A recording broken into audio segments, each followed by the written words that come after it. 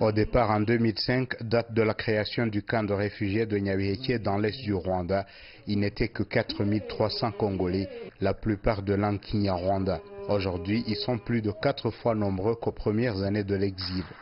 Le pays d'origine, la République démocratique du Congo, est devenu un théâtre d'affrontements entre l'armée nationale et de nombreux groupes armés sur son territoire.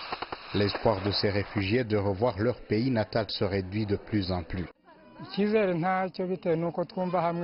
Cet espoir n'en est pas un. On entend encore parler d'affrontements, de réfugiés partout, de tueries. On ne peut pas espérer de rentrer car le pays est instable. Ils sont nombreux à avoir une antenne de télévision sur le toit de leur maison. Le matin, tout le monde est occupé à l'ajuster pour bien capter le signal.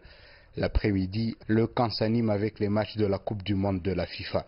Dans le voisinage, de petits commerces s'organisent, mais tout ceci, selon eux, est destiné à passer le temps. La journée mondiale des réfugiés tombe bien au camp de Nyabiheke dans l'est du Rwanda. En plein milieu de la Coupe du Monde de la FIFA, la jeunesse se réjouit d'avoir trouvé un point de divertissement face aux multiples problèmes, notamment le désespoir de penser qu'il est encore tôt de songer à l'idée de rentrer chez eux en République démocratique du Congo.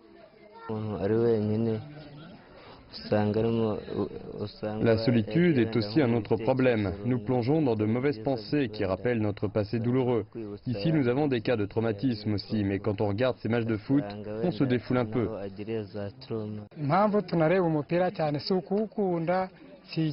Parfois, on va à la salle de télé, non pas parce qu'on aime le foot, mais seulement pour essayer de trouver quelque chose qui puisse nous aider à oublier la dure vie dans le camp. Ainsi, on est moins stressé. En avril dernier, les présidents ougandais Yoweri Museveni et rwandais Paul Kagame s'étaient rencontrés à Kampala, la capitale de l'Ouganda, pour parler entre autres du problème des réfugiés congolais éparpillés dans les pays de la sous-région et de proposer une solution à la crise qui dure depuis plus de 20 ans.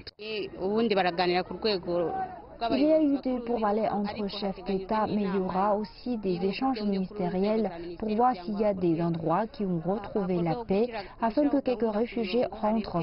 Nous ne pouvons pas les envoyer dans des endroits instables. L'ONU appelle les pays hôtes des réfugiés dans le monde à les intégrer dans la vie sociale comme ils le font pour leurs habitants, d'où le thème de cette année intitulé « Ensemble avec les réfugiés ». Les statistiques du ministère rwandais des Affaires des réfugiés montrent que plus de 80% des Congolais et Burundais en exil au Rwanda ont été intégrés dans le système éducatif du pays. Etienne Gatanazi, CGTN, Nyabiheke, dans l'est du Rwanda.